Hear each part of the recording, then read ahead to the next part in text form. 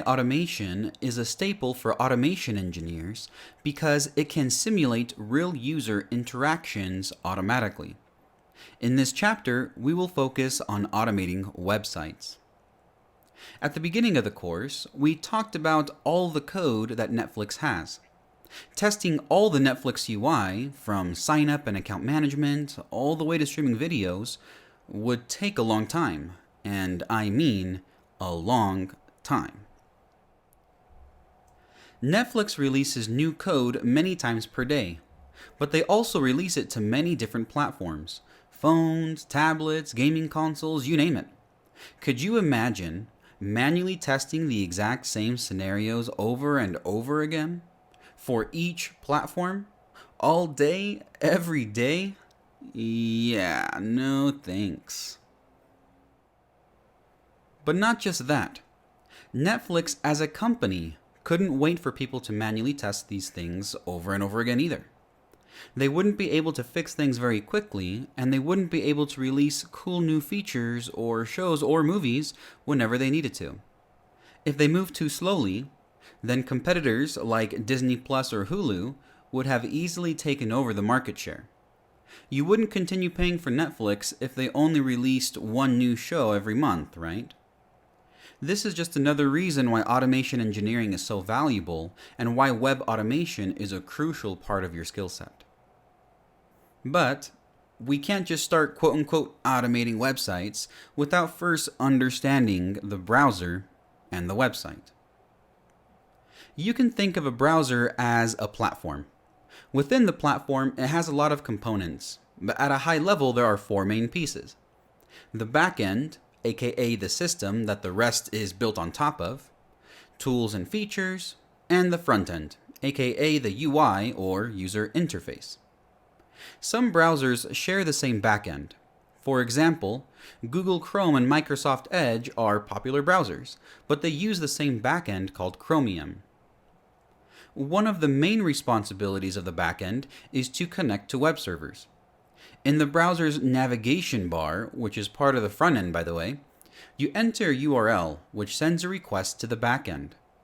The backend then uses this URL as an address to find where the appropriate web server is that's holding this website. Once found, the web server serves up the files needed for the website, and the backend transforms and builds it before sending it to the front end, which is what you then see as a user. And it does all of this in seconds. However, just because some browsers use the same backend doesn't mean they are the same browser. Each of these browsers look and feel differently, which is their front end, but they also have their own features. For example, Chrome has the web store and Edge has the extension marketplace. Sharing the same backend is nice because you could use either one and be familiar with it. However, their front end and features are different, and this makes testing difficult.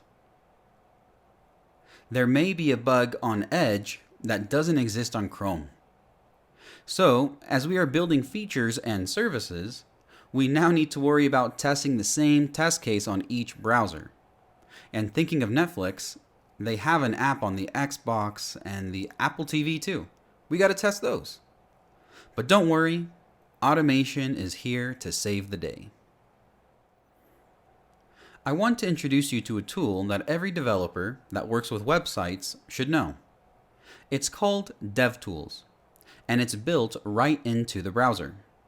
Like the name suggests, it's a tool to help developers inspect, debug, investigate, evaluate, a bunch of different things about the websites in the browser. It's a very useful and powerful tool with a lot of capabilities, but we'll only focus on two of its features in this course: the Elements tab and the DevTools console. A website is just a bunch of elements in HTML with some actions or events. These are the building blocks of HTML on websites. You obviously want to organize your elements nicely and make things look pretty with some CSS styling, but it really is just elements that display things on the page or perform some action. These elements are the bread and butter of UI automation. So let's open up a website and use the DevTools to take a closer look. In a browser, navigate to saucedemo.com. This is a demo site from Sauce Labs. The website is called Swag Labs, and it's a simple e-commerce or web store app. Looking at this login page, there are already a lot of elements on here. Got the title, we have the image or mascot, the box with the usernames and the password, and this form here with the username field, the password field, and a login button. To log in manually, we would click on the username field and enter one of our usernames. Then we would tab over or click in the password field and enter the password. And then once we click the red login button, that would log us in and we'd land on the home page. Okay, but how would we do this programmatically? Just like in our manual flow, we started with the username field. So we'll start there. Right-click on username to open a context menu and click on Inspect. This will open the DevTools and highlight the element that you inspected in the HTML. As a side note, you can open the DevTools by pressing F12 or through the browser's menu, usually located at the top right. More tools, and then Developer Tools. You can also move the DevTools console by opening the menu in the DevTools console and dock it on either side. If you like the dark theme, then click on the settings and change the theme to dark. There's other things you can change as well, but that should be good enough for now. Okay, back to the elements in the page's HTML. You can hover your mouse over the elements and see things highlight on the page. It's all in here, so feel free to explore it and see how it's built. There's a lot going on in the HTML. So let's pull out the username element and go over it in detail. Elements are wrapped by angle brackets, but they can also have other elements within them. Like this form has the inputs within it, and you can see this by the indent. The next piece says input. This is the type of element and is called a tag or tag name. There are many different types of elements like divs, forms, inputs, images, and way more.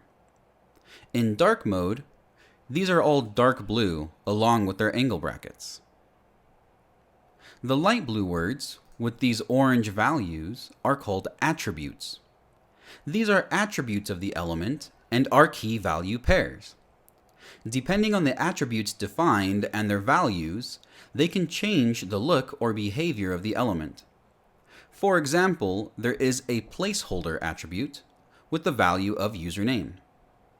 That attribute is the reason why we see the word username on the page.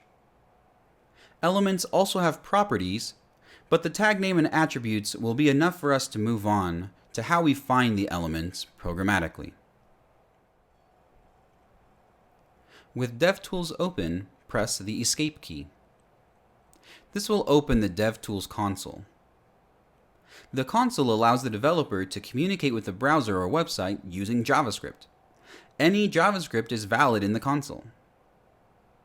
Let name equal Carlos. Console.log name. Okay, that was cool, but what we really want to do is find the elements programmatically. To find elements, you have two strategies: the CSS selector or XPath. These are query languages meant to locate elements in HTML. Let's start by finding our username element using a CSS selector. The selector itself is just a string, but the basic format looks like this. Start with the tag, square brackets, attribute. In the console, the CSS selector function is a $sign with parentheses, and all you need to do is pass in the selector string. So it would look kind of like this. If you use $1 sign, then this will return the first element that matches your query. If you use two $signs, this will return a list with all the elements that match your query. So let's try this out with divs first. So we're not going to do any attributes, we're only going to use the tag. And the tag for a div is just div. Press enter, and it looks like we have 9 different divs inside of the website. Push up arrow, and that'll put what we had before. And let's change the $2 signs to a single $sign. Now we can see there's only one div, and it's the first div. In this case, the first div is at the very, very top. It's that Swag Labs logo.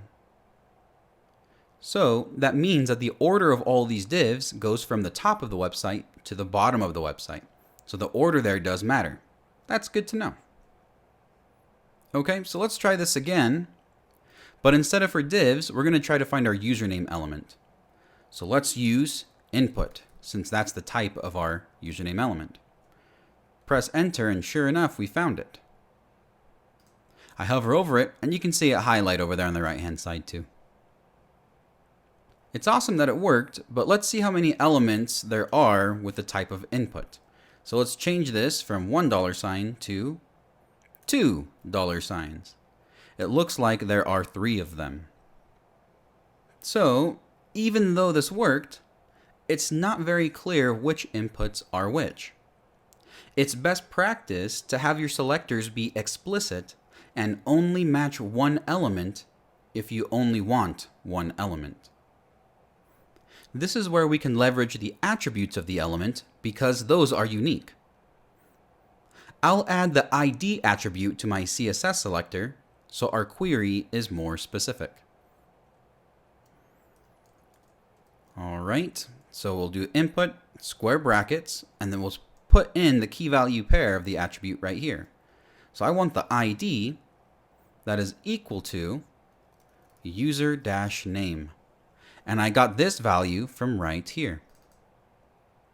All right, let's give that a try. Press enter, and sure enough, we got the element we wanted, the username field. Let's make sure that there's only one of them, and we can do this by using the double $sign. And look, it's a list with only one element in it. So we know that this selector is the right one for us to use. This is a lot more clear which input I want, and it only matches one element. Perfect. In this challenge, you need to find the following elements using CSS selectors in the console: the password field and the login button. However, find each element with 3 distinct selectors. For example, we already found the username field using input ID equals username. So I would need to create 2 more unique selectors to find the username field. We'll talk about XPaths once you're done with the challenge. XPaths are more complicated than CSS selectors, but they are more powerful because you can do more things with them, like query based off of text of the element, even use Boolean expressions, and more. For now, we'll cover them at a high level using the same examples so you can see the difference. Just like CSS, the selector is a string, although it looks a little bit different. In XPath, the context is first, which is represented by the double slash. But that just means look through all of the HTML. Then the tag is next, followed by square brackets and the attribute you want to use. Let's try this out in the console. In the console, the XPath function is a $sign with a lowercase x and parentheses. It looks really similar to CSS, right? But there is no double $x. There's only $x, and it will always return a list of all elements that match your query. Let's try this out with divs. With CSS, we said just div. With XPath, it's // div. And there's the 9 that we had before. Okay, now let's find the input / input. And there are the three inputs, but we can do better using attributes. Let's use the same ID that we had before. Input square brackets @id equals username. We found the one we wanted, but the XPath is still a list of elements. We can index into it to pull the first one out. There it is. And I think we're ready for challenge 2. Let's go. In this challenge, find the following elements using XPath in the console: the password field, the login button, and the SauceBot mascot image. You're done once you find all three. You may have asked this question: should I use CSS or XPath? To be honest, that's up to you. I'd recommend starting with CSS just because it's easier and has less syntax, but the legit answer is to use the one that works to solve your problem. Either way, you can use this cheat sheet as a reference. This will show you a lot of different ways to query elements and locate them on a page using CSS and XPath. Now that we can find elements in the DevTools console, it's time to bring that power to Python so we can write automated tests against the website.